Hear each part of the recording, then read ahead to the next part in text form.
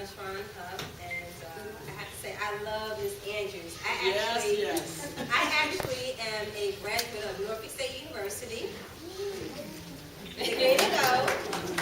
And I actually interned for her while I was in school. She gave me an opportunity to just expand my editorial desires. I also got my start at Virginia College. So I just want to say again, I love you. I thank you because I still have a lot of the articles I wrote for you, and it just helped me to just push. You know, you gave me a chance. So thank you.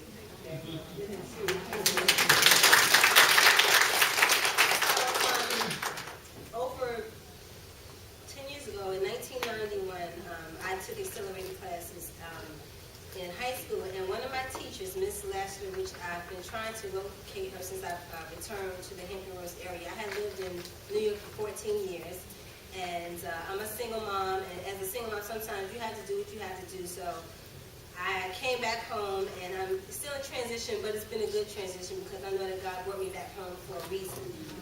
So I've been trying to relocate her because she retired from the school system, but she wrote me something. She gave me a book in 1991 called I Dream a World, Portraits of Black Women Who Changed America, and this is what she wrote to me. And I've been to Australia, I've been to California, everywhere, but I never leave without this book. So, you know, I may leave my lip gloss, but I will not go over this book. So she said, to Feona, I present this gift to you in appreciation for the wonderful contribution you made to my class and my life personally this year. Your happy face and attitude kept me going even on the tough days. Your drive to do your best to succeed in life is an admirable quality. I know that you will reach whatever goals you set for yourself, so reach high, the sky's the limit. One day, I expect to read about Fiona Huff in a book like this, so read and learn about these great Black women and become one yourself. Your friend and teacher, Miss Kathy J. Lassiter, 1991. So it's just interesting the journey that God has led me on, because I knew since I was a little girl that I wanted to write, and I wanted to educate, and that's what I've done from the time I grew in church to now, and even with my own children, Lady Clara and Sir Isaac. And Lady Clara is actually recording me, so I thank you. So my book is called Powerhouse Pointers, Motivational Messages for Personal and Professional Empowerment.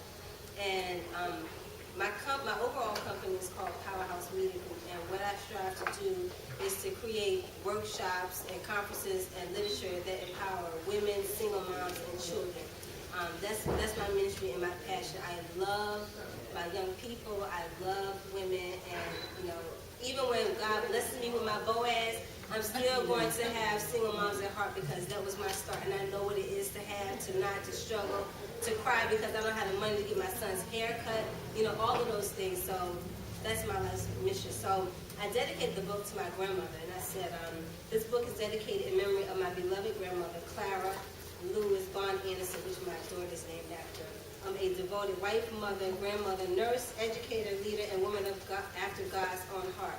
I love and miss you, Mom. You taught me how to be a powerhouse from my toddler days until the time you left to live in heaven. You were mighty, poised, strong, courageous, educated, and no nonsense. I am because you were. Lady Clara and Sir Isaac are certainly a reflection of you. Love this question very much. And I have 50 powerhouse pointers within here, but I'm just going to read one. And it lends itself to the souls of Black women. That's the correct title from the documentary? Yeah, the movie, yes. I'm really big on empowerment. And from the time my children were born to now, I've always told them that they are mighty, you know, that they have God's favor and all those things. And we have to not only teach our children that, but we have to remind ourselves that we're worthy, that we're powerful. We have to say those things. We have to write affirmations. We have to put them on the walls, the mirrors, the refrigerator, anywhere you can stick in our pockets to remind ourselves, because there's going to be times when you're going to question yourself just because of the challenges that you go through. So this one says, when you look in the mirror, what do you see? I ask people this very question in my Mirror Self-Esteem workshop. I believe that what you see determines how you navigate life. If you see a champion, when you stand before your reflection, you will be that type of person to go out and accomplish your goals, desires, as well as conquer life's challenges.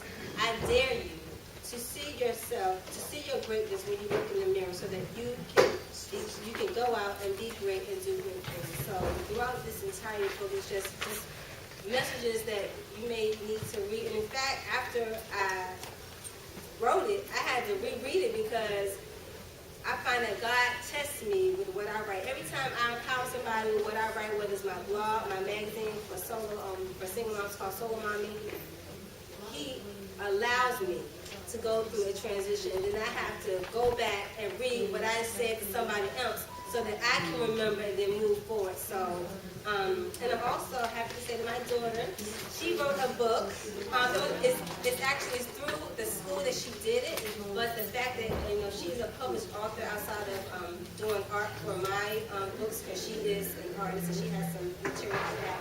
But I'm very proud of her. I'm going to order the copies. I'm going to share with everybody because